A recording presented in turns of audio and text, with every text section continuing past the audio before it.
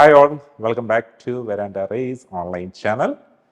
Ratio proportion variation എന്നുള്ള important ടോപ്പിക്കിൻ്റെ third പാർട്ടിലേക്കാണ് നമ്മൾ കിടക്കുന്നത്. അപ്പോൾ റേഷ്യോയുടെ first and second part already നിങ്ങൾ കണ്ടു, നിങ്ങൾക്ക് ഫെമിലിയർ ആയി, അതിൻ്റെ ബേസിക് ഐഡിയാസ് ഒക്കെ മനസ്സിലായി എന്ന് കരുതുന്നു. അപ്പോൾ കൂടുതൽ ഡീറ്റെയിൽഡ് ആയിട്ട് കൂടുതൽ പ്രാക്ടീസ് സെഷൻസിനോട് കൂടിയിട്ട് നമുക്ക് ഇത്തരം ടോപ്പിക്സിനെയൊക്കെ ഒന്ന് മനസ്സിലാക്കുവാൻ, പ്രത്യേകിച്ച് നമ്മൾ ഈ ഒരു മാത്സ് ബാക്ക്ഗ്രൗണ്ടിൽ നമുക്കൊരു ബുദ്ധിമുട്ടൊക്കെ തോന്നും. മീൻസ് മാത്സ് ഒക്കെ നമ്മൾ പഠിച്ചിട്ട് ഒത്തിരി കാലങ്ങളായി, അല്ലെങ്കിൽ നമ്മൾ പഠിച്ച മാത്സ് അല്ല ഇവിടുത്തെ മാത്സ് എന്നൊക്കെ ഒരു ടെൻഷനൊക്കെ ഉള്ളത്. ഇപ്പോൾ റീസണിങ്, അത് നമുക്ക് ബാങ്ക്, SSC, റെയിൽവേ എക്സാംസിലൊക്കെ ചോദിക്കുന്ന റീസണിങ് ക്വസ്റ്റ്യൻസ് ഒക്കെ എങ്ങനെ നമുക്ക് വളരെ ടൈം എഫക്റ്റീവായിട്ട് ചെയ്യാനായിട്ട് പറ്റും.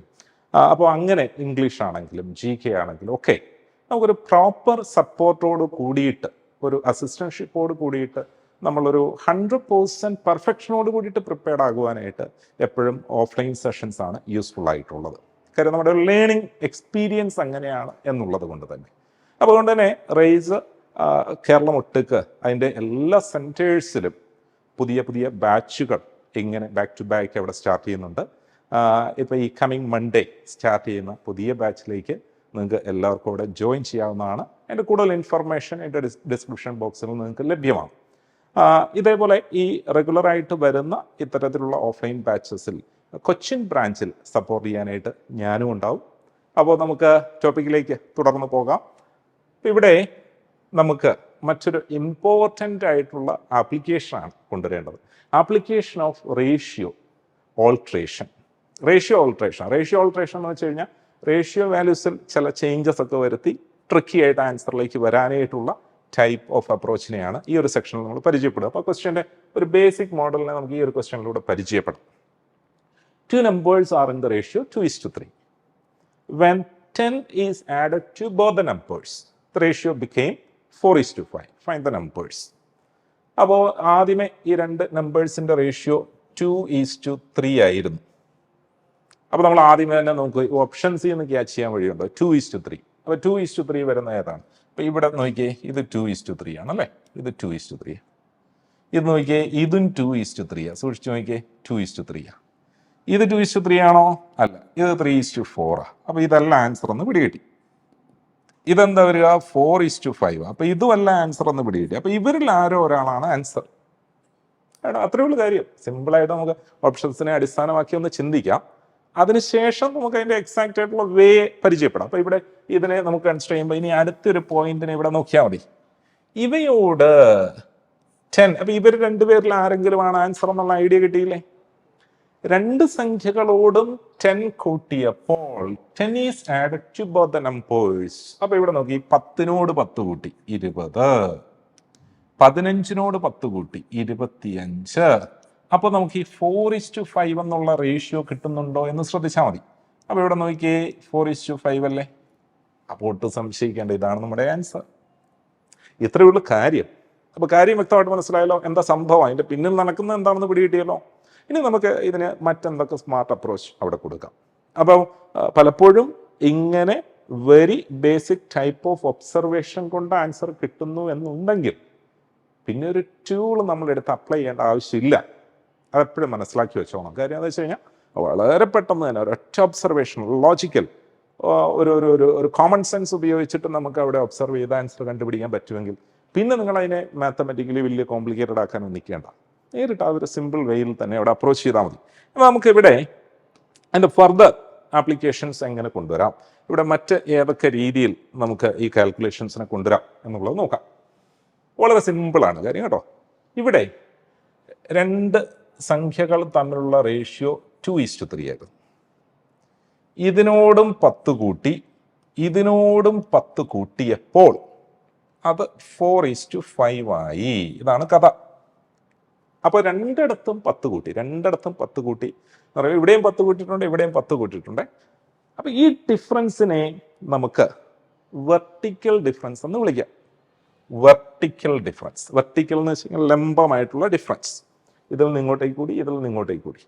So this is the basic idea. അപ്പോൾ ഇതിനെ നമ്മളൊന്ന് ഹൈലൈറ്റ് ചെയ്താൽ, അല്ലെങ്കിൽ ഇതിനൊരു ടാഗ് ലൈൻ കൊടുത്താൽ, വെർട്ടിക്കൽ ഡിഫറൻസസ് ആർ ഈക്വൽ എന്ന് നമുക്ക് പറയാം. അല്ലെങ്കിൽ ഈ സാഹചര്യം എന്താണെന്ന് ചോദിച്ചാൽ ഈക്വൽ വെർട്ടിക്കൽ ഡിഫറൻസ്. അപ്പൊ ചോദ്യത്തിനെ ഒന്ന് മനസ്സിലാക്കാനായിട്ടാണ് കേട്ടോ ഇങ്ങനെ ഒരു ടാഗ് ലൈൻ പറഞ്ഞത്, ഈക്വൽ വെർട്ടിക്കൽ ഡിഫറൻസ്. അപ്പൊ ഇവിടെയും തുല്യമാണ്. അപ്പൊ അതാണ് ഈ ചോദ്യത്തിന്റെ പശ്ചാത്തലം. അപ്പൊ ഇനി അങ്ങനെ ക്വസ്റ്റ്യൻസ് വരുമ്പോൾ തന്നെ ഞാൻ ഒന്നുകൂടെ എടുത്ത് പറയാം, അപ്പൊ നിങ്ങൾക്ക് പെട്ടെന്ന് പിടികിട്ടും എന്താണ് ആ പശ്ചാത്തലം. അങ്ങനെ വന്നാൽ നമ്മൾ ഉടനെ നോക്കേണ്ടത് റേഷ്യോപരമായിട്ട് ഈ ഡിഫറൻസുകൾ തുല്യമാണ്. ഇപ്പൊ 2നോട് 2 കൂട്ടുമ്പോഴല്ലേ 4 വരിക, 3നോട് 2 കൂട്ടുമ്പോഴല്ലേ 5 വരിക. അപ്പൊ ഇവിടെ പ്രത്യേകിച്ച് ഓൾട്രേഷന്റെ ആവശ്യമൊന്നുമില്ല, റേഷ്യോ മാറ്റമൊന്നും വരുത്തേണ്ട. റേഷ്യോ വാല്യൂസും ഈ ഡിഫറൻസുകൾ തുല്യമാണ്. അപ്പൊ യഥാർത്ഥ വാല്യൂസിൽ ഈ ഡിഫറൻസുകൾ രണ്ടും 10 10 റേഷ്യോ വാല്യൂസിൻ്റെ അകത്തും അത് സെയിം ആണ്. ഇനി അവയെ ഒന്ന് കണക്ട് ചെയ്താൽ മതി. അതായത് ഇതിലെ ഈ 2 സൂചിപ്പിക്കുന്നതാണ് യഥാർത്ഥത്തിലുള്ള 10. ഈ 2ഉം ഈ 2ഉം രണ്ട് സെയിമാണ്, യഥാർത്ഥത്തിലുള്ള 10. അങ്ങനെയാണെങ്കിൽ ഇവിടുത്തെ ഏത് വാല്യൂവിനെയും കണ്ടുപിടിക്കാം. ഈ റേഷ്യോ വാല്യൂസിനെല്ലാം കറസ്പോണ്ടിങ് ആയിട്ടുള്ള ഒറിജിനൽ വാല്യൂസ് പെട്ടെന്ന് കണ്ടുപിടിക്കാവുന്നേ ഉള്ളൂ. ഈ 2 സൂചിപ്പിക്കുന്നത് 10 ആണെങ്കിൽ ഈ 2 സൂചിപ്പിക്കുന്നത് 10 അല്ലേ? അപ്പൊ ഈ 3 സൂചിപ്പിക്കുന്ന എന്തായിരിക്കും? 2 സൂചിപ്പിക്കുന്ന 10 ആണെങ്കിൽ 3 സൂചിപ്പിക്കുക 15 ആയിരിക്കത്തില്ലേ? അപ്പൊ നമ്മുടെ ആൻസർ ഏത് വരും? 10 and 15. ചെയ്തൊന്നുകൂടെ മനസ്സിലാക്കി വെച്ചോണം. അപ്പൊ നമ്മൾ പറഞ്ഞത് 2:3 ആയിരുന്നു റേഷ്യോ. അവിടെ രണ്ടിടത്തും ഒരു കോമൺ ക്വാണ്ടിറ്റി കൂട്ടിയപ്പോൾ 4:5 ആയി. അപ്പൊ നമ്മൾ നോക്കി റേഷ്യോപരമായിട്ട് എന്താണ് കൂടിയതെന്ന് നോക്കി. അത് 2:2 കൂടിയിരിക്കുക. 2:2. ആ 2 ഈസ് റെപ്രസെന്റിങ് ആക്ച്വലി 10. യഥാർത്ഥത്തിൽ എത്രയാണ് കിട്ടിയിരിക്കുന്നത്? 10 ആണ്.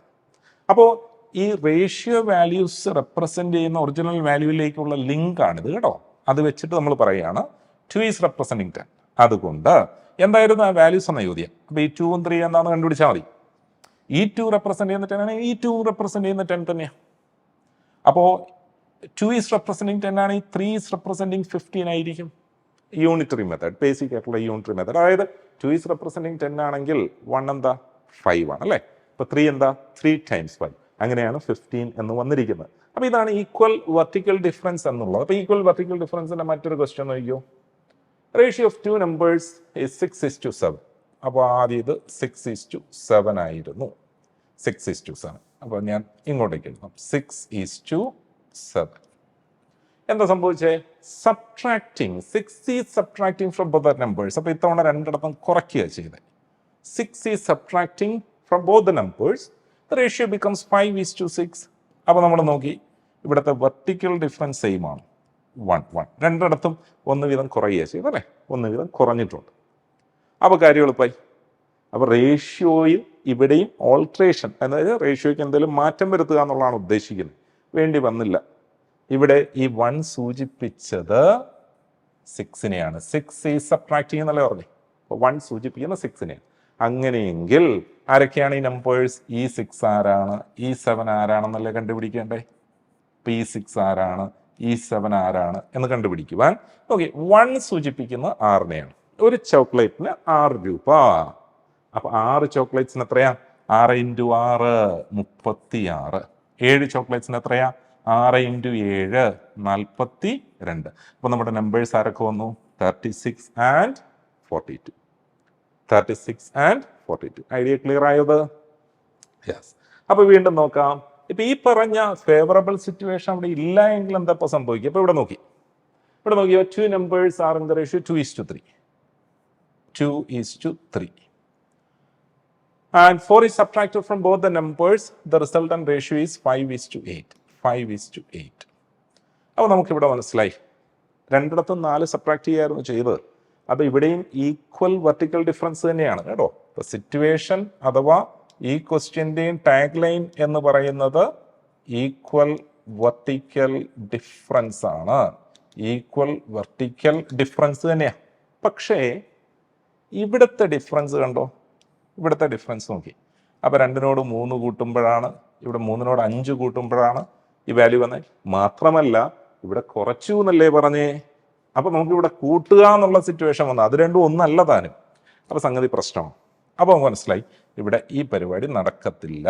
ദാറ്റ് മീൻസ് റേഷ്യോ പ്രകാരം വെർട്ടിക്കൽ ഡിഫറൻസ് സെയിം അല്ല. അപ്പോൾ അവിടെയാണ് ഓൾട്രേഷൻ വേണ്ടി വരിക.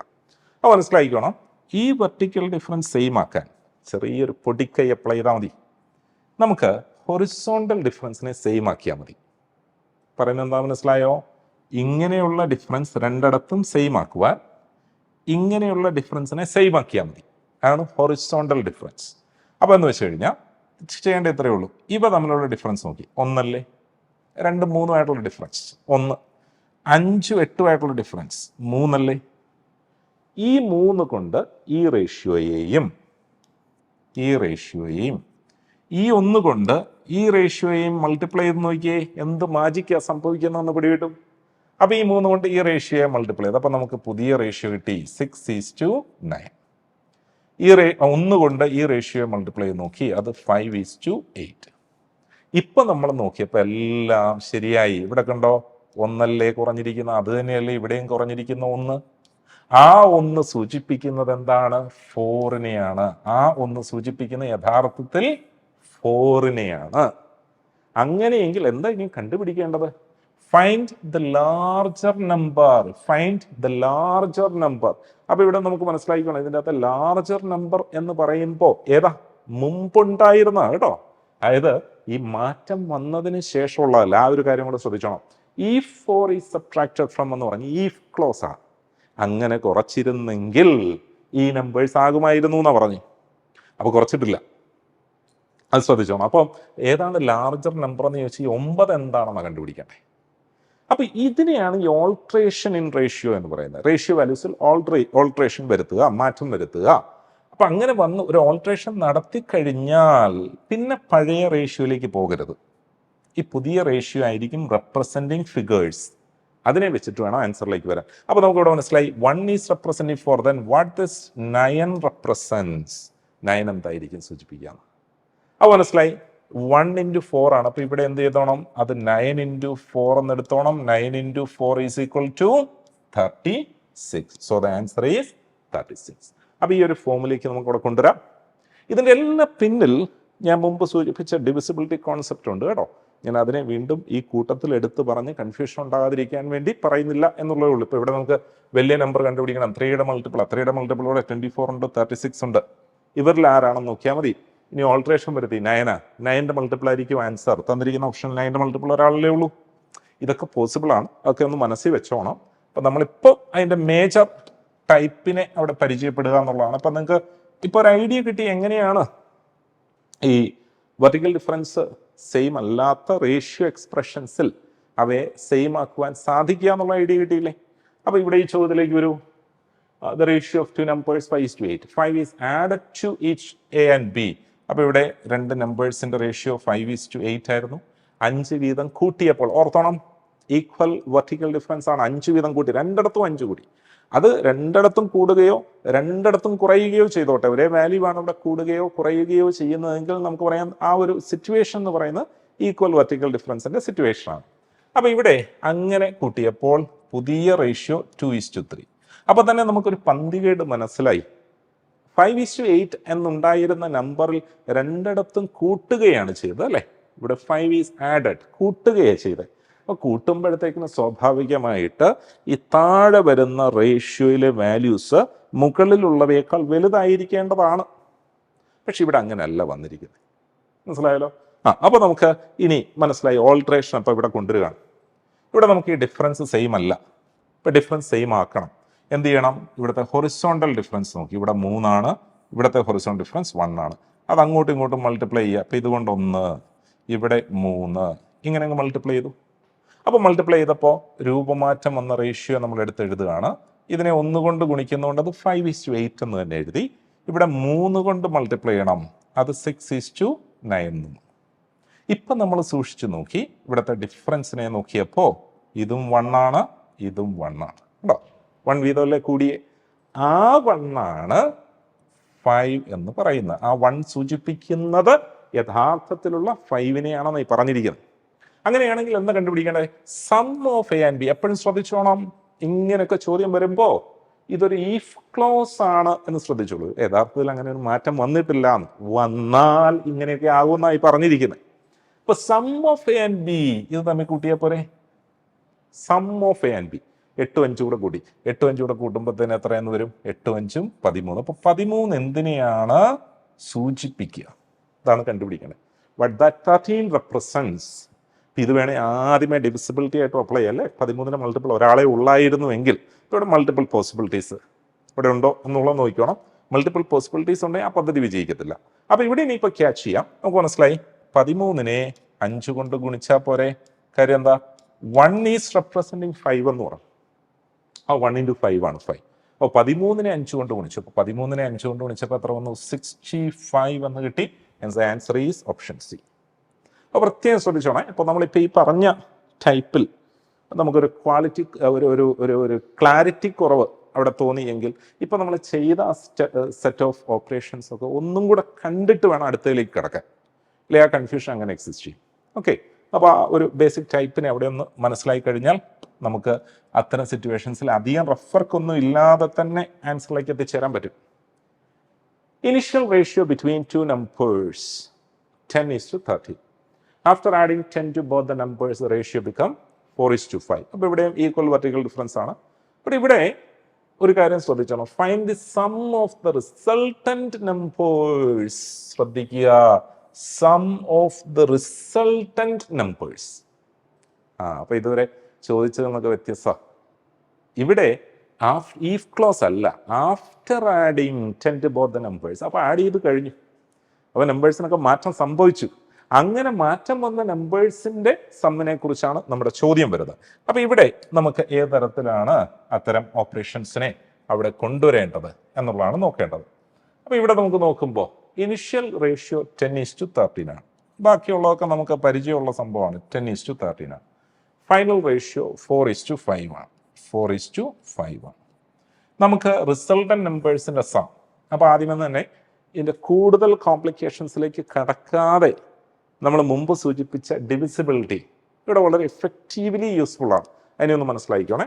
റിസൾട്ടന്റ് നമ്പേഴ്സ് എന്തെങ്കിലും ആയിക്കോട്ടെ, ഈ റിസൾട്ടന്റ് നമ്പേഴ്സിന്റെ സം എന്ന് പറയുന്നത് so that should be a multiple of 9, right? Look at here, multiple of 9. എളുപ്പത്തിൽ കിട്ടിയില്ലേ? അപ്പോൾ നമ്മൾ ഓപ്ഷൻസിലൂടെ പോവാം. ഓപ്ഷൻസിൽ 9ന്റെ മൾട്ടിപ്പിൾ ആരുണ്ട്. എങ്ങനെ ഈ 9ന്റെ മൾട്ടിപ്പിളിനെ തിരിച്ചറിയുക? 9ന്റെ ഡിവിസിബിലിറ്റി എന്താ? Sum of the digits. Sum of the digit should be divisible by 9. അപ്പോൾ ഇവിടെ നോക്കി, ഇത് 7 അല്ലേ, അപ്പോൾ it is not divisible by 9. അടുത്ത് നോക്കി 135, 5, 3, 8, 1, 9. Yeah, it is. So we have to keep it in a pending list. We are not sure. ഇനി അവിടെ ഫർദർ മറ്റ് പോസിബിലിറ്റീസ് ഒന്നും ഇല്ല എന്നുണ്ടെങ്കിൽ ഇതിനെ എടുക്കുക എന്നുള്ളൂ. അപ്പോൾ ഇവിടെ നോക്കി 5, 2, 7, 1, 8 it is not divisible by 9. ഇത് 3, 1, 4 it is not divisible by 9, right? അപ്പോൾ ഈ ഒരൊറ്റ ചെറിയ എഫക്റ്റീവായിട്ടുള്ള ഡേറ്റ വെച്ചിട്ട് തന്നെ നമുക്ക് ആൻസറിലേക്ക് എത്തിച്ചേരാൻ പറ്റുന്നില്ലേ? അപ്പോൾ അത്തരത്തിലുള്ളൊരു സ്മാർട്ട് അപ്രോച്ചും കൂടെ ഇതിന് പാരലായിട്ട് നമ്മളൊന്ന് ഡെവലപ്പ് ചെയ്തോണം. ഓക്കെ, അപ്പോൾ നമുക്കിനി അല്ലാതെ നമ്മൾ പഠിച്ച രീതിയിൽ എങ്ങനെ അതിനെ കൊണ്ടുവരാം എന്ന് നോക്കുക. അപ്പോൾ ഇവിടെ 2 നമ്പേഴ്സിൻ്റെ റേഷ്യോ 10:13 ആയിരുന്നു. അത് 10 വീതം കൂട്ടിയപ്പോൾ 4:5 ആയി. അപ്പോൾ ഇവിടെ നമുക്ക് മനസ്സിലായി അതിൻ്റെ പന്തികേട്. കൂട്ടി എന്ന് പറയുമ്പോൾ സെക്കൻഡ് റോയിൽ എഴുതുന്ന റേഷ്യോ സ്വാഭാവികമായിട്ടും ഫസ്റ്റ് റോയിൽ എഴുതിയ റേഷ്യോ വാല്യൂസിനേക്കാൾ വലുതാകേണ്ടതാണ്. അപ്പോൾ ഇവിടെ അങ്ങനെയല്ല. അപ്പോൾ നമ്മൾ ഇനി ചെയ്യേണ്ടതെന്ന് വെച്ച് കഴിഞ്ഞാൽ ഇവിടുത്തെ ഡിഫറൻസ് എടുത്തു 3 ആണ്, ഇവിടുത്തെ ഡിഫറൻസ് എടുത്തു 1 ആണ്. അങ്ങോട്ടും ഇങ്ങോട്ടും ഒക്കെ മൾട്ടിപ്ലൈ ആണ്. ഇതിനെ 1 കൊണ്ടും മൾട്ടിപ്ലൈ ചെയ്തു, ഈ രണ്ടാമത്തെ റേഷ്യോയെ 3 കൊണ്ടും മൾട്ടിപ്ലൈ ചെയ്തു. അപ്പം അങ്ങനെ രൂപമാറ്റം വന്ന റേഷ്യോ, ഓൾട്ടർ ചെയ്ത റേഷ്യോയെ നമ്മൾ എടുത്തെഴുതുകയാണ്. ഓൾട്ടർ ചെയ്ത റേഷ്യോ 10:13. ഫസ്റ്റ് റോയിലെ റേഷ്യോ അങ്ങനെ തന്നെ, പഴയ സംഖ്യകളെ സൂചിപ്പിക്കുന്നത് അങ്ങനെ തന്നെ എഴുതി. രണ്ടാമതായി മൾട്ടിപ്ലിക്കേഷൻ അഫക്റ്റ് ചെയ്യുക അല്ലേ. ഇവിടെ വന്നപ്പോൾ 3 × 4 എന്ന് പറയുമ്പോൾ 12 വന്നു, 3 × 5 എന്ന് പറയുമ്പോൾ 15 എന്ന് വന്നു. അപ്പോൾ ഇവിടെ 10ൽ നിന്ന് 12ലേക്ക് ഒരു 2 കൂടി, 13ൽ നിന്ന് 15ലേക്കും ഒരു 2 കൂടി. അപ്പോൾ സെയിമായി, വെർട്ടിക്കൽ ഡിഫറൻസ് സെയിമായി. ആ 2 സൂചിപ്പിച്ചത് എത്ര വീതം കൂട്ടിയത്? After adding 10 to both the numbers എന്ന് പറഞ്ഞേ. This 2 is representing 10. അപ്പോൾ ഇവിടെ പ്രത്യേകം ശ്രദ്ധിച്ചോണം എന്താണ് കണ്ടുപിടിക്കാൻ പോകുന്നത്. അപ്പോൾ ഇവിടെ കണ്ടുപിടിക്കാൻ പോകുന്ന sum of the resultant numbers. Here the resultant numbers is represented by the ratio 12 and 15. അപ്പോൾ അവയുടെ സം 12, 15 കൂടെ കൂട്ടി 27 അല്ലേ. അപ്പോൾ 27 എന്തിനെ സൂചിപ്പിക്കുന്നു? അപ്പോൾ മനസ്സിലായി, 2 10നെ സൂചിപ്പിക്കുന്നു എന്നുണ്ടെങ്കിൽ 2നെ 5 കൊണ്ട് ഗുണിക്കുമ്പോഴാണ് ഈ 10 വരിക. അപ്പോൾ ഇവിടെ 27നെ 5 കൊണ്ട് ഗുണിച്ചാൽ മതി. 27 ഇൻറ്റു 5. 27 ഇൻറ്റു 5 എന്ന് പറയുന്നതാണ് എന്ത് വരിക? 135 എന്ന് കിട്ടും. So that is 135. അപ്പോൾ അവിടെ എന്താണ് ഫൈനലി നമ്മൾ കണ്ടുപിടിക്കാൻ പോകുന്നതെന്നുള്ള കാര്യം അവിടെ ശ്രദ്ധിച്ചോണം. ആ ഒരു ഫോമിൽ വേണം നമ്മൾ അതിനെ ഡെവലപ്പ് ചെയ്ത് കൊണ്ടുവരാനായിട്ട്. അടുത്തൊരു ക്വസ്റ്റ്യൻ നോക്കിയേ. Larger among the two numbers is 28 and 4/7% more than the smaller number. If both the numbers are increased by 15, the ratio becomes 6:5. Find the difference between the numbers. അപ്പോൾ ഇവിടെ ചെറിയൊരു പ്രശ്നം. ഇത് അല്ലേ നമുക്ക് തുടക്കക്കാർക്കൊക്കെ ഒരു ബുദ്ധിമുട്ട്. അതിപ്പോൾ എന്താ ചെയ്യുക? അങ്ങനെയൊക്കെ വന്നാൽ എന്താ? നമ്മൾ ഫസ്റ്റ് സെറ്റിലൊക്കെ പഠിച്ചു 25% മോറെന്നോ 25% ലെസ് എന്നോ അങ്ങനെയൊക്കെ പറഞ്ഞു കഴിഞ്ഞാൽ എളുപ്പമുണ്ടായിരുന്നു. രണ്ടാമത്തെ വാല്യൂ 100 എന്നിട്ടിട്ട് ആദ്യത്തെ വാല്യൂ 25 കൂട്ടുകയോ 25 കുറയ്ക്കുകയോ അങ്ങനെയൊക്കെ ചെയ്യാം. ഇതിപ്പോൾ ആകെ ഒരു കോംപ്ലിക്കേറ്റഡ് ഫോമിൽ വന്നു. അപ്പോൾ എന്താ ഇത്തരം ഫ്രാക്ഷൻസിനെ എന്ത് വിളിക്കും? ഫ്രാക്ഷൻ 28 and 4/7 മിക്സ്ഡ് ഫ്രാക്ഷൻ എന്ന് വിളിക്കും അല്ലേ? അപ്പോൾ അങ്ങനെ വന്നു. പക്ഷേ നമ്മളൊന്ന് പ്രിപ്പയർഡ് ആയിക്കഴിഞ്ഞാൽ നമുക്ക് വളരെ പരിചിതമായിട്ടുള്ളൊരു വാല്യൂ ആണ് കേട്ടോ. ആദ്യമേ നമുക്ക് അതിനെ ഒന്ന് പരിഹരിക്കണം. എങ്ങനെ ആ പ്രശ്നത്തിനെ പരിഹരിക്കുക? അത് ആദ്യ റേഷ്യോ എന്താണെന്നുള്ളതിലേക്ക് നമ്മളെ ലീഡ് ചെയ്യുന്നതാണ് ആ ഡേറ്റ. അപ്പോൾ അതിനെ നമ്മൾ ആദ്യം ഒന്ന് മനസ്സിലാക്കണം. എന്താണ് ഈ 28 and 4/7? 28 and 4/7%. ഇപ്പോൾ ഇവിടെ ചെയ്യേണ്ടത് 7 കൊണ്ട് 28നെ ഗുണിച്ചു. ഇപ്പോൾ പരിചയമില്ലാത്തവർക്ക് കേട്ടോ, പരിചയമുള്ളവർക്ക് പെട്ടെന്ന് തന്നെ അതിൻ്റെ ഫ്രാക്ഷൻ പിടികിട്ടും. അത് 7ന്റെ പാറ്റേൺ ആണ്, അതിൽ വരുന്ന ആളാണ്, 2/7 ആണ് എന്നുള്ളതാണ്. അപ്പോൾ ഇവിടെ പരിചയമില്ലാത്തവരപ്പോൾ ഇങ്ങനെ മനസ്സിലാക്കുക. 7 × 28. 7 × 28 എത്രയെന്ന് തോന്നുള്ളൂ? അപ്പോൾ നമുക്കിവിടെ 7 × 28 എന്ന് പറയുമ്പോൾ 8 7 56 5 ഈ 7 14 5 19 196. അതിനോട് ഈ 4 കൂട്ടും. 4 ഡിവൈഡഡ് ബൈ 7 അങ്ങനെ എഴുതി. ഇനി പെർസെൻറ്റേജ് എന്നുള്ള സിമ്പൽ മാറ്റുമ്പോൾ ഡിനോമിനേറ്ററിൽ ഒരു 100 കൊടുത്തോണം. പെർസെൻറ്റേജിനെ മാറ്റി, അപ്പോൾ ഡിനോമിനേറ്റർ 100 എന്ന് കൊടുത്തു. അപ്പോൾ ഇത് 196 + 4 200/700. അപ്പോൾ നമുക്ക് എന്താന്ന് കിട്ടി? 2/7. അപ്പോൾ പുതിയൊരു അവയർനെസ്സിലേക്ക് നമ്മൾ വരികയാണ് കേട്ടോ. ഇങ്ങനെ വന്നാൽ എങ്ങനെയാണ് ആദ്യ റേഷ്യോ എഴുതേണ്ടത്? Larger among the two numbers is 28 and 4/7 more than the smaller. അപ്പം ലാർജറും സ്മോളറും എങ്ങനെ ആ ഒരു ഓർഡറിലല്ലേ പറഞ്ഞേ? അപ്പോൾ നമ്മൾ എഴുതുമ്പോഴും അങ്ങനെ തന്നെ എഴുതിക്കണം. Larger then smaller. അപ്പം അതിനെ ഇനി എങ്ങനെയാണ് കൊടുക്കുക എന്ന് വെച്ചാൽ larger is 2/7 more than the smaller. വളരെ പ്രധാനപ്പെട്ട ഒരു പോയിന്റ് ആണ് കേട്ടോ. ഇപ്പോൾ നമ്മൾ 10% മോർ ദാൻ 10% ലെസ് ദാൻ എന്നൊക്കെ പറഞ്ഞു, 25% മോർ ദാൻ 25% ലെസ് ദാൻ എന്നൊക്കെ പറഞ്ഞു. അത് പെർസെൻറ്റേജ് വൈസ് ആണ്. ഇത് ഫ്രാക്ഷൻ വൈസ് ആണ്. 2/7 മോർ. അപ്പോൾ ആരാണ് ബേസ്? ബേസ് വരേണ്ട സ്മോളർ നമ്പർ കേട്ടോ, ബേസ്. അവിടെ നമ്മൾ ആ 7 അങ്ങ് ഇട്ട് കൊടുത്തോണം. അതിൻ്റെ ഡിനോമിനേറ്ററിലെ 7 ഇല്ലേ? 2/7 മോർ എന്ന് പറയുമ്പോൾ 7 ആ സ്മോളർ നമ്പറിന് ബേസ് ആയിട്ട് ആരെയാണോ അടിസ്ഥാനമായിട്ട് നമ്മൾ അവിടെ കൺസിഡർ ചെയ്യുന്ന ആ വാല്യൂവിന് ആ ഡിനോമിനേറ്റർ അങ്ങ് ഇട്ട് കൊടുത്തോണം. 2/7 മോർ എന്ന് പറഞ്ഞ് ഇത് 7 ആണെങ്കിൽ ലാർജർ അതിനേക്കാൾ 2 കൂടുതലാണ് എന്ന് ചിന്തിച്ചാൽ മതി. ക്ലിയർ ആയോ? ഇത് 7 ആണെങ്കിൽ ലാർജർ എന്ന് പറയുന്ന അതിനേക്കാൾ 2 കൂടുതലാണ്. അപ്പൊ 7നേക്കാൾ 2 കൂടുതൽ 9. 2/7 ലെസ് എന്നാ പറഞ്ഞിരുന്നതെങ്കിലോ ആ വാല്യൂ 7 ഇട്ടു, രണ്ടാമത്തെ വാല്യൂ 7 ഇട്ടു, അതിൽ നിന്ന് 2 കുറച്ചോണം. അപ്പൊ 5 എന്ന് വരും.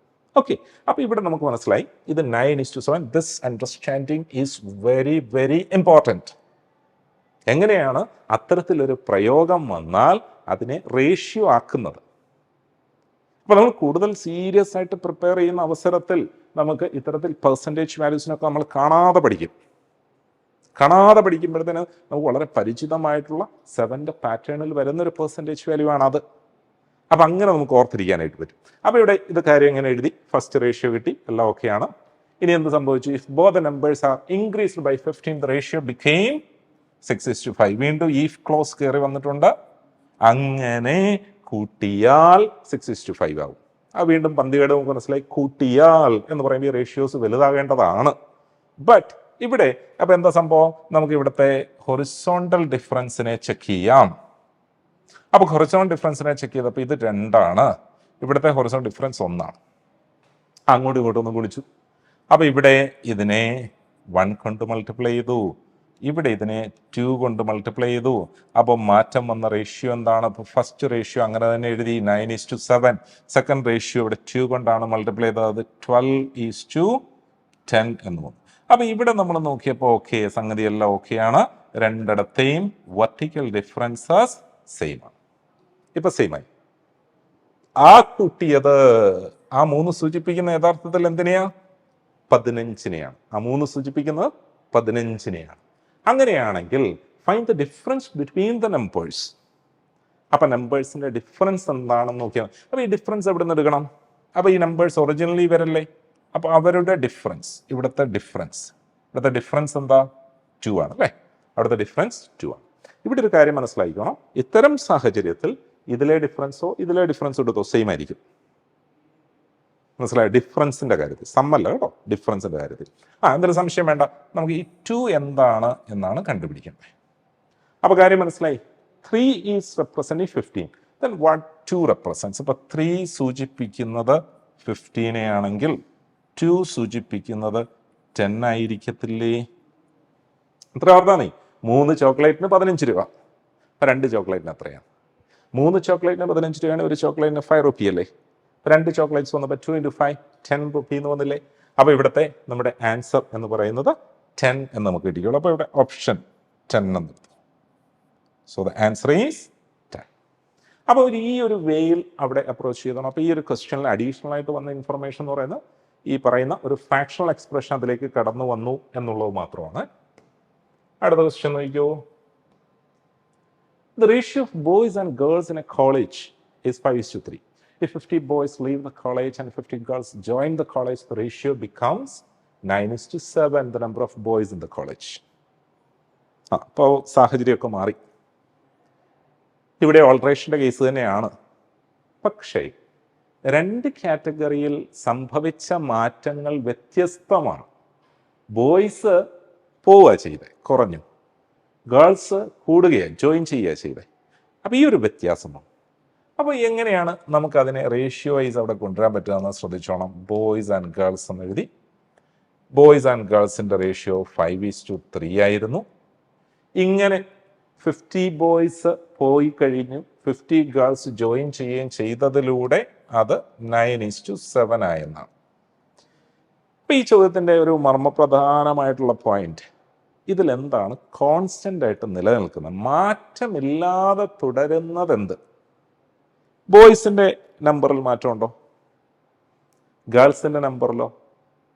മാറ്റമുണ്ട്. രണ്ടിടത്തും മാറ്റമുണ്ട്. അപ്പോൾ പിന്നെ മാറ്റമില്ലാതെ നിലനിൽക്കുന്ന എന്താ? മുൻപുണ്ടായിരുന്നതും ഇപ്പോഴുള്ളതുമായ സാഹചര്യത്തിൽ മാറ്റമില്ലാത്ത നമ്പർ ഏതാ? Total strength of the class ആണ് അല്ലേ? ആ ക്ലാസിന്റെ ആകെ സ്ട്രെങ്ത്. അപ്പൊ ആ പോയിന്റ് പിടിച്ചോണം. അപ്പൊ total strength of the class is an invariable. അപ്പൊ ഇവിടുത്തെ ഒരു നോൺ വേരിയിങ് കമ്പോണന്റ് എന്ന് പറയുന്നത് total strength of the class ആണ്. അപ്പോൾ ഇവിടുത്തെ നോൺ വേരിയിങ് ആയിട്ടുള്ളത് ടോട്ടൽ സ്ട്രെങ്ത് ആണെങ്കിൽ ആ ടോട്ടൽ സ്ട്രെങ്തിനെ ഈക്വൽ ആക്കിയാൽ മതി. അപ്പോൾ നേരത്തെ കേസിൽ നമുക്ക് വെർട്ടിക്കൽ ഡിഫറൻസ് സെയിം ആക്കുവാൻ ഹൊറിസോണ്ടൽ ഡിഫറൻസിനെ സെയിം ആക്കി. ഇവിടെ അതല്ല ചെയ്യേണ്ടത്, ടോട്ടൽ സ്ട്രെങ്തിനെ ഇക്വേറ്റ് ചെയ്യാണ് കേട്ടോ. അപ്പോൾ ഇവിടെ ഇവരെ കൂട്ടി നോക്കി, ഇത് 8 ആണ്. ഇവരെ കൂട്ടി നോക്കി, ഇത് 16 ആണ്. ഇത് രണ്ടും തുല്യമാക്കണമെങ്കിൽ ചെറിയൊരു മാറ്റം കൊണ്ടുവന്നാൽ പോരെ? ഇതിനെ ഒരു 2 കൊണ്ട് ഗുണിച്ചാൽ പോരെ? റൈറ്റ്. ആ ഒരു മാറ്റം നമുക്കിവിടെ വരുത്തി കഴിഞ്ഞാൽ വളരെ എളുപ്പത്തിൽ നമുക്ക് ഇതിനെ സോർട്ട് ഔട്ട് ചെയ്യാം. അപ്പോൾ നമുക്ക് ഇവിടെ നിന്ന് മനസ്സിലായി, പുതുതായിട്ട് അത്തരത്തിൽ മാറ്റം സംഭവിച്ച റേഷ്യോയെ കുറിച്ച് ചിന്തിക്കുക. 2 കൊണ്ട് ഫസ്റ്റ് റേഷ്യോയെ മാത്രം ചെയ്താൽ മതി. നമ്മുടെ ഉദ്ദേശം എന്തായിരുന്നു? Total strength of the class is constant, അതിന് മാറ്റമില്ല. അഥവാ that's the non varying component. അപ്പോൾ ഇവിടെ നമുക്ക് ഫസ്റ്റ് റേഷ്യോയെ മൾട്ടിപ്ലൈ ചെയ്തപ്പോൾ 10 6 വന്നു. സെക്കൻഡ് റേഷ്യോയെ അങ്ങനെ തന്നെ കീപ്പ് ചെയ്തു, 9 7. ഇനി ഒന്ന് സൂക്ഷിച്ച് നോക്കിയാൽ ഇൻട്രസ്റ്റിംഗ് ആയിട്ടുള്ള ഒരു കാര്യം നമുക്കിവിടെ കാണാം. ഇവിടെ 1 കുറഞ്ഞു, ഇവിടെ 1 കൂടി. ഇതല്ലേ അവിടെ പറഞ്ഞതും? എന്താ പറഞ്ഞേ? ബോയ്സിൽ 50 കുറഞ്ഞു, ഗേൾസ് 50 കൂടി. അപ്പൊ ഈ 1 സൂചിപ്പിക്കുന്നത് എന്തിനെയാ? യഥാർത്ഥത്തിൽ 50 സ്റ്റുഡൻസിനെയാണ് അല്ലേ? അപ്പം അങ്ങനെയാണെങ്കിൽ the number of boys in the college, അപ്പോൾ ഓർത്തോണം number of boys in the college എന്ന് പറയുമ്പോൾ ഇതിൽ ആരെയാണ് കണ്ടുപിടിക്കേണ്ടേ? യഥാർത്ഥത്തിലുള്ള നമ്പർ ഓഫ് ബോയ്സ് ഇതല്ലേ? അപ്പോൾ ഈ 10 എത്രയാണെന്നല്ലേ കണ്ടുപിടിക്കേണ്ടത്. So therefore number of boys in the college എന്ന് പറയുമ്പോൾ വാട്ട് ദിസ് 10 റെപ്രസെൻറ്റ്സ്. അപ്പോൾ നമുക്ക് ഇവിടെ കാര്യം എളുപ്പമായി. If 1 is representing 50, then 10 is representing 500. 10 is representing 500. Hence the answer is option C. അപ്പോൾ അവിടെ ആ രീതിയിൽ ക്യാച്ച് ചെയ്യാവുന്നതേ ഉള്ളൂ.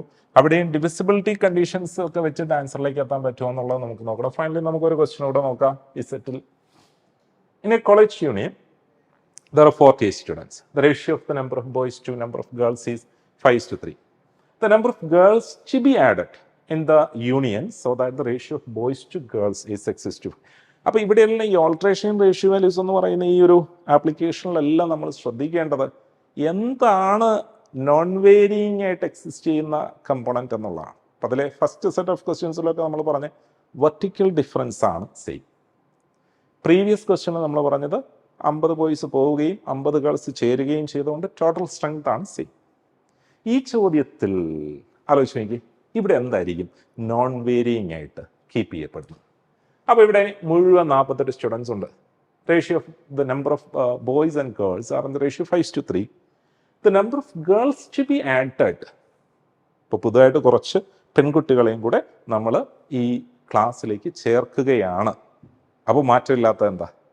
ബോയ്സിൻ്റെ നമ്പർ. അപ്പോൾ ഇവിടെ മാറ്റമില്ലാതെ തുടരുന്നത് ബോയ്സിൻ്റെ നമ്പർ ആണ് എന്ന് മനസ്സിലാക്കിക്കോണേ. അപ്പോൾ ഇവിടുത്തെ നോൺ വേരിയിങ് കമ്പോണൻറ്റ് എന്ന് പറയുന്നത് ആരായിരിക്കും? ബോയ്സിൻ്റെ നമ്പർ. അപ്പോൾ ഇവിടുത്തെ നോൺ വേരിയിങ് കമ്പോണൻറ്റ് എന്ന് പറയുന്നത് നമ്പർ ഓഫ് ബോയ്സ് ആയിരിക്കും കേട്ടോ. So that is number of boys. അപ്പോൾ non varying component is number of boys. അപ്പോൾ അതിനെ സെയിം ആക്കുക എന്നുള്ളത്. അപ്പോൾ നമുക്ക് എങ്ങനെയാണ് അതിനെ സെയിം ആക്കുക? അപ്പോൾ ഇവിടെ ബോയ്സ് ഈസ് ടു ഗേൾസ് എന്ന് വന്നു. അപ്പോൾ boys is to girls are in the ratio 5:3 initially, and finally it become 6:5. 6:5. കേട്ടോ? അപ്പോൾ ഇവിടെ ഇത്തരം ചോദ്യങ്ങളൊക്കെ ശ്രദ്ധിച്ചോണം. ഓർഡർ രണ്ടാമത് പറഞ്ഞിരിക്കുന്നത് ബോയ്സ് ടു ഗേൾസ് തന്നെയാണോ എന്നുള്ളത് ശ്രദ്ധിച്ചോണം. അപ്പോൾ നമുക്ക് ഈ റേഷ്യോ വാല്യൂസിനെ സെയിം ആക്കണം. ഇവിടെ വേണ്ടത് അതാണ്. ഇതിനെ സെയിം ആക്കണമെങ്കിൽ എന്ത് ചെയ്യണമായിരിക്കും? ആലോചിച്ച് നോക്കി. എന്ത് ചെയ്താൽ ഈ വാല്യൂസ് പുതിയ റേഷ്യോ ഫോം ചെയ്യുമ്പോൾ ആ രണ്ട് ബോയ്സിനെ റെപ്രസെൻ്റ് ചെയ്യുന്ന സ്ട്രെങ്ത് സെയിം ആകുന്നത് എങ്ങനെയായിരിക്കും? ഈ ഫസ്റ്റ് റേഷ്യോയെ ഈ 6 കൊണ്ടും സെക്കൻഡ് റേഷ്യോയെ ഈ 5 കൊണ്ടും കുടിച്ചാൽ പോരെ? അപ്പോൾ ഓട്ടോമാറ്റിക്കലി സെയിം ആയിക്കോളും. അപ്പോൾ നമുക്ക് അത്തരത്തിൽ മാറ്റം വന്ന റേഷ്യോയെക്കുറിച്ച് ചിന്തിക്കാം. പുതിയ സാഹചര്യത്തിലെ ബോയ്സ് ആൻഡ് ഗേൾസ് എന്ന് പറയുന്നത് 6 × 5 30 എന്ന് വന്നു. 6 × 3 18. ഇവിടെ 5 × 6 30 എന്ന് വന്നു. 5 × 5 25. കിട്ടിയോ? മനസ്സിലായോ? ഇപ്പം കണ്ടോ, ബോയ്സിൻ്റെ നമ്പർ പണ്ടും ഇപ്പോഴും ഒക്കെ സെയിം അല്ലേ? ഗേൾസിൻ്റെ നമ്പർ കൂടിയിട്ടില്ലേ? ആ കൂടിയിരിക്കുന്നത് എത്രയാണ്? ആ കൂടിയിരിക്കുന്നത് 7 ആണ്. 7. ഇനി നമ്മൾ ഒറിജിനൽ എന്ത് കൂടിയെന്നുള്ളതിലേക്ക് വരണം. അതിനുവേണ്ടി 48 എന്നുള്ള ഡേറ്റ ഉപയോഗിച്ചോണം. 48 എന്താ? ഇനിഷ്യലി ക്ലാസിന്റെ സ്ട്രെങ്ത്. അപ്പോൾ ഇനിഷ്യലി ക്ലാസിന്റെ സ്ട്രെങ്ത് എന്ന് പറഞ്ഞു കഴിഞ്ഞാൽ 30ഉം 18 കൂട്ടിയത് 48 അല്ലേ? ദിസ് 48 ഈസ് റെപ്രസെന്റിങ് ആക്ച്വൽ 48 എന്ന് പറഞ്ഞാൽ എന്താ ഉദ്ദേശിക്കുന്നത്? ഇത് തന്നെയായിരുന്നു യഥാർത്ഥ സ്ട്രെങ്ത് എന്ന്. മനസ്സിലായോ? ഈ റേഷ്യോ വാല്യൂസ് ഒന്നും കൂടി 48 കിട്ടി. So that is representing actual 48. അപ്പം അങ്ങനെയാണെങ്കിൽ ദ 7 ഈസ് റെപ്രസെന്റിങ് ആക്ച്വൽ 7. അത്രയേ ഉള്ളൂ. If 48 is representing actual 48, 7 is representing actual 7. So therefore the answer is 7. എത്ര പേര് കൂടി? എത്ര ഗേൾസ് കൂടി എന്ന് ചോദിച്ചു കഴിഞ്ഞാൽ 7 അവിടെ കൂടി എന്ന് മനസ്സിലാക്കാം. അപ്പോൾ ഇത്തരത്തിൽ ഈ ഓൾട്രേഷൻ റേഷ്യോ എന്നുള്ള application that's very very important. അതിന് വളരെ സ്മാർട്ടായിട്ട് അപ്ലൈ ചെയ്യാനായിട്ട് നമ്മൾ പ്രൊഫഷ്യൻ്റ് ആകണം. അതിൻ്റെ കോർ കോൺസെപ്റ്റ് നമ്മളൊന്ന് മനസ്സിലാക്കി വെച്ച് കഴിഞ്ഞാൽ കാര്യം എളുപ്പമായി. പിന്നെ ഈ ഓപ്പറേഷൻസ് അതിനെ ഒന്ന് ക്ലിയർ ആയിട്ട് മനസ്സിലാക്കി കഴിഞ്ഞാൽ ഈ ഓപ്പറേഷൻസ് ബൈ മൈൻഡ് വളരെ ഈസി ആയിട്ട് നമുക്ക് ചെയ്യാവുന്നുള്ളൂ. അപ്പോൾ അത്തരത്തിലുള്ളൊരു പ്രാക്ടീസ് വളരെ ഇമ്പോർട്ടൻ്റ് ആണ്. ഇപ്പോൾ കൂടുതൽ questions similar type of applications വരുന്നവ നമ്മൾ കണ്ടെത്തി പ്രാക്ടീസ് ആകണം. തൽക്കാലം നമുക്ക് വൈൻഡ് അപ്പ് ചെയ്യാം. Thank U.